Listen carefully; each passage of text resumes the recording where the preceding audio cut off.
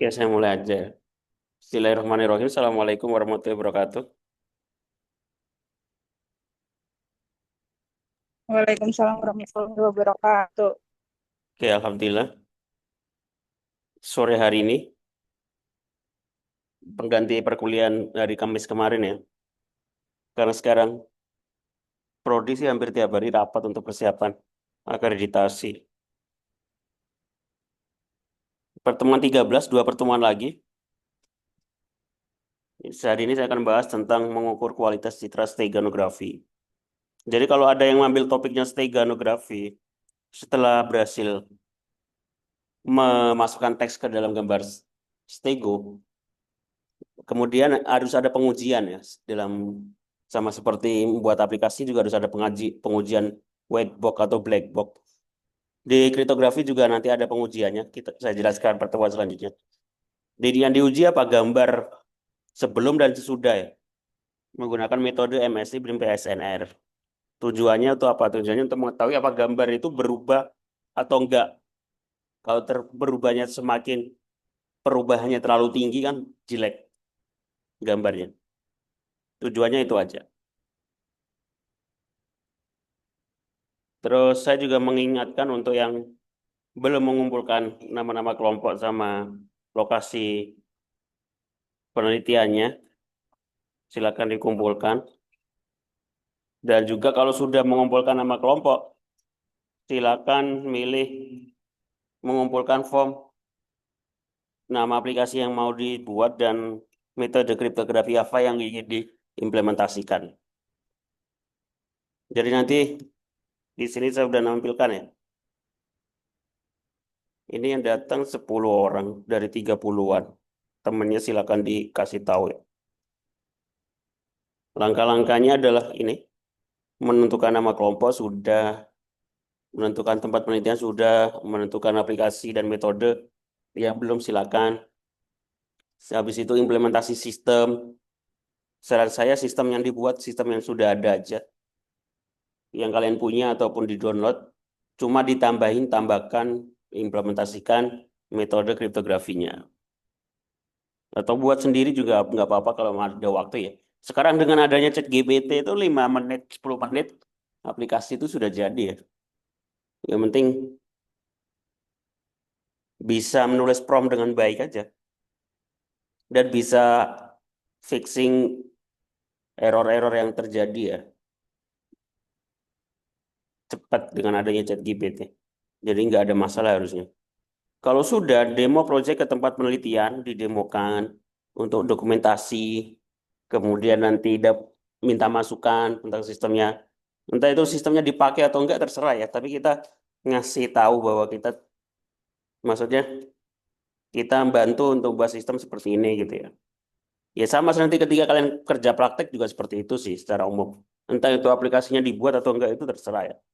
Karena kalau orang kerja mahasiswa kerja praktek dan skripsi itu kan secara pembuatan aplikasi nggak akan bagus. Menurut saya nggak akan bagus. Karena itu mungkin bisa jadi aplikasi pertama yang dibuat. Aplikasi pertama yang dibuat nggak akan bagus dan nggak akan dipakai. Kecuali dengan buatnya sudah sungguh-sungguh atau udah punya pengalaman buat aplikasi berkali-kali ya. Ini masalah masalah apa namanya? Masalah pengalaman gitu ya. Pengalaman udah pernah buat aplikasi atau. Dan juga nanti didemokan ke saya ya. Kalau nggak di pertemuan 15, kalau nggak di UAS. Didemokan proyeknya, terus perkembangannya gimana sampai mana, terus terakhir dibuat laporan dan dipublikasikan. Seperti itu. Jadi OAS-nya seperti itu ya, bukan OAS yang dapat soal terus ngerjain ya. Yang ngira seperti itu ya nggak akan bisa ngerjain. Siap-siap nggak dapat nilai aja, karena bukan seperti itu OAS-nya. Oke, kembali lagi ke topik perkuliahan kita hari ini. Apa itu MSI dan PSNR? PSNR. Sebenarnya yang pengen kita cari adalah nilai PSNR-nya ya. Hanya nilai PSNR-nya. Tapi karena untuk mencari nilai PSNR, kita harus mengetahui nilai MSE-nya. Peak signal to noise ratio ya, kepanjangannya adalah perbandingan antara nilai maksimum dan sinyal yang diukur dengan besarnya draw, perubahan yang berpengaruh pada sinyal tersebut. PSNR ini memiliki ukuran yang disebut desibel, sama seperti ukuran suara ya. PSNR digunakan untuk mengetahui perbandingan kualitas citra sesudah dan sebelum disisipkan pesan. Apakah gambar itu berubah atau enggak? Nah, untuk menentukan PSNR, terlebih dahulu harus ditentukan nilai MSE-nya, mean square error. Definisi MSE apa? Ini, yaitu nilai error kuadrat rata-rata antara citra asli dengan citra hasil penyisipan pesan. Stegoimet.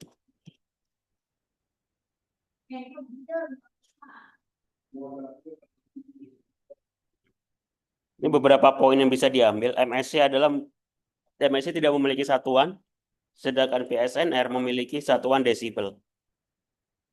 Semilas, semakin mirip kedua citra, maka nilai MSE-nya adalah mendekati 0.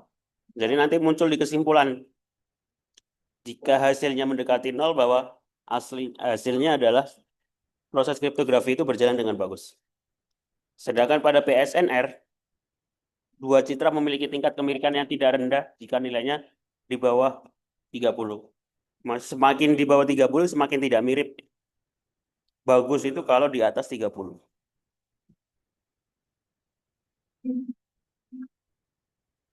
Rumusnya bagaimana?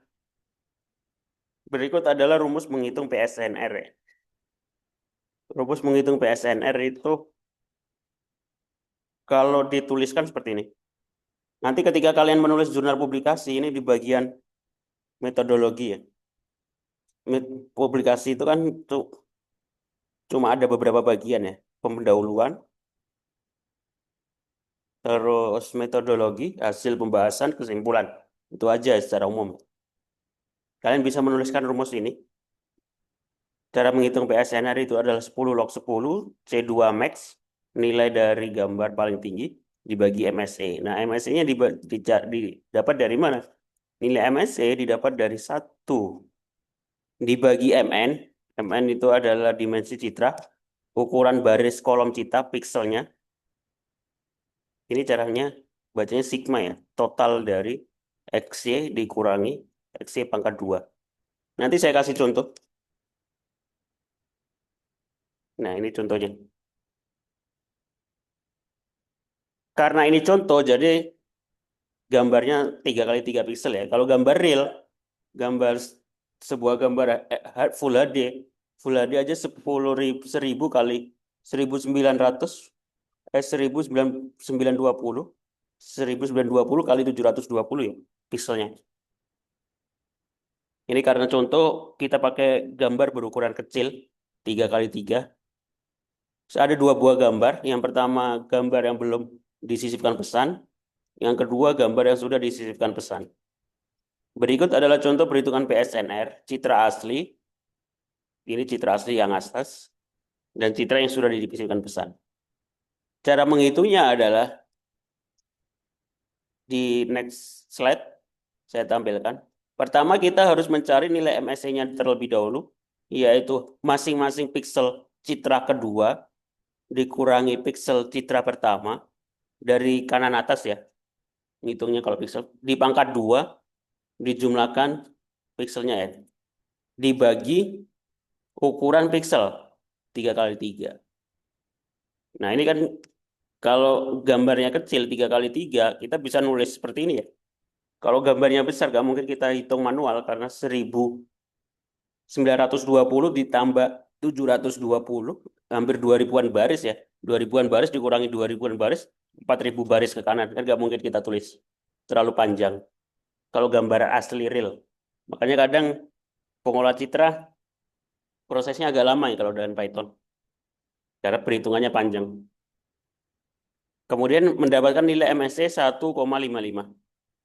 Kalau kita sudah dapat nilai MSE-nya, kita hitung nilai PSNR-nya. PSNR-nya adalah 10 log 10. C2 max itu adalah nilai citra, nilai piksel yang paling tinggi. Nilai piksel asal yang paling tinggi, yaitu 7. Pixel asal citra sebelumnya. Ini nilai ini. Gambar citra asli yang paling tinggi ini kan 7. Dibagi MSA 1,55. Hasilnya adalah 14,5. Tadi sudah saya sebutkan ya. PNSR itu gambar itu mirip kalau di atas 30. Kalau ini 14 berarti gambar pertama dan gambar kedua tidak terlalu mirip. Artinya banyak perubahan. Artinya tidak terlalu bagus. Ketahuan bahwa itu ada sisipan pesan ya dari gambar asli. Oke. Sampai sini bisa dipahami? Yang di mana? Untuk implementasinya di bahasa pemrograman bagaimana? Saya sudah kasih contoh implementasinya di bahasa pemrograman. Yang pertama adalah menggunakan MATLAB.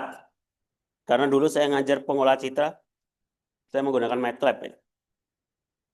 Ada yang pakai MATLAB, ada yang pakai Python. Ini contoh perhitungannya menggunakan MATLAB. Nilainya sama 1,55 sama 14,9. Kemudian selanjutnya ini saya kasih contoh yang menggunakan Python. Ini yang contoh bukan gambar asli ya. Itu gambar 3 kali 3 pixel. Yang gambar asli adalah di next slide. Di sini saya ambil dari referensi link materi tentang PNSNR, signal to noise ratio. Linknya di sini. Di sini dikasih shortcode-nya sekalian. Di sini ada 2 gambar. Ini gambar pertama, ini gambar kedua. Terus program ini menghitung apakah gambar pertama ini mirip dengan gambar kedua. Di next slide ini saya kasih contoh. Kalau kita lihat hasil dari nilai PSNR-nya ini adalah 43. 43 artinya dia di atas 30.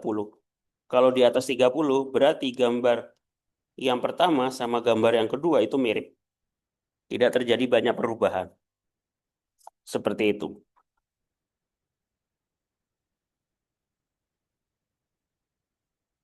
Oke. Jadi nanti ketika membuat laporannya, kalian bisa saya kasih contoh beberapa jurnal. Jadi nilai MSE-nya sama PSNR-nya itu dibuat grafik, ditampilkan biasanya di sini di hasil dan pembahasan untuk menunjukkan nilainya dan mengambil kesimpulan.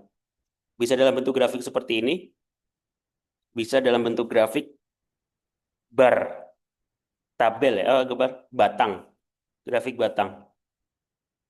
Ini beberapa contoh jurnal yang menampilkan nilai MSE perbandingan. Nah, kalau untuk pengujian kriptografi bagaimana? Ya, kalau teks ada perhitungannya juga, yaitu menggunakan Navalin effect, karakter error rate, bit error rate, dan entropi. Sama seperti yang sudah saya singgung sebelumnya. Ini nanti saya bahas di pertemuan selanjutnya. Mungkin di pertemuan terakhir. Tinggal 2 pertemuan lagi. Oke, sampai sini ada yang ditanyakan?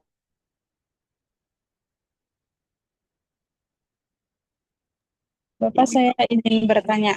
Ya, Itu kan untuk implementasi tugas akhir kita, itu bentuknya harus aplikasi atau boleh misal kayak website gitu, Pak? ya. Website itu aplikasi atau bukan? Website kan aplikasi.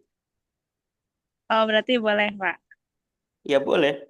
Baik, Pak. Terima kasih banyak. Aplikasi dalam bentuk apapun, yang penting mengimplementasikan dengan bahasa pemrograman. Pemrograman kan bisa dalam bentuk aplikasi apapun. Jadi silakan yang belum mengumpulkan ini pilih dari beberapa yang sudah ngumpulin tempat lokasi, baru beberapa yang baru 4 kelompok ya.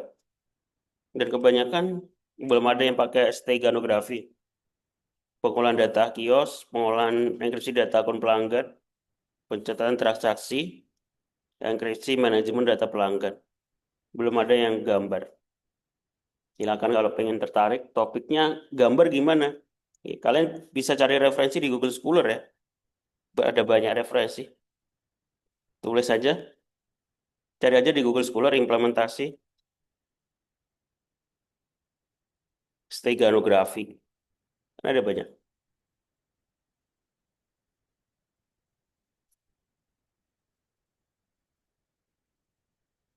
Implementasi LSP dengan enkripsi Virginia Zipper pada Citra. Nah, Citra apa ini? Gak dijelasin. Harus dijelasin sih. Citranya apa? Lokasinya di mana?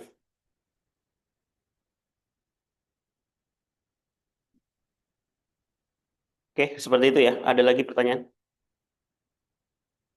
Terima kasih banyak, Pak. Sama-sama.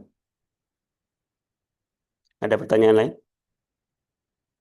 Terus, kalau bisa, kalau nyari referensi 5 tahun terakhir ya. Ini 2018 sih. Sudah terlalu lama, 7 tahun yang lalu. Kalau 5 tahun terakhir berarti minimal 2020.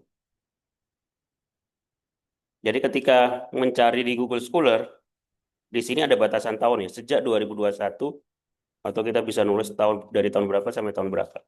Supaya yang muncul itu nggak terlalu, tahunnya nggak terlalu lama. Oke, kalau nggak ada pertanyaan, saya cukupkan. Terima kasih yang sudah datang. Yang nggak datang silakan dikasih tahu, supaya nggak ketinggalan informasi ya. Terima kasih, saya akhiri. Assalamualaikum warahmatullahi wabarakatuh. Waalaikumsalam warahmatullahi wabarakatuh.